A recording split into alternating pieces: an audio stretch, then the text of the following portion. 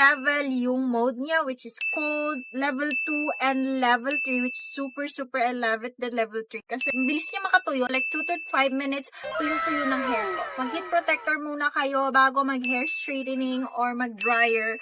If you think you're satisfied now with the heat protector, you can now proceed sa hair dryer. This has a pinpoint ng location, and so, yung so malamig, but I'm gonna use the tree. Sobrang lakas. Now, what I'm gonna do is, I'll put some suklay, and then yung suklay, igaganon ko siya dito habang nag-dryer ko para mas mabilis and pulido. As you can see, diba? Mabilis siyang matuyo kapag ganun yung technique na ginagamit natin. So, I'll have to continue this one until matapos ko siya. Okay, look at that. This is it. After natin mag-blower, guys, make sure na meron tayong hair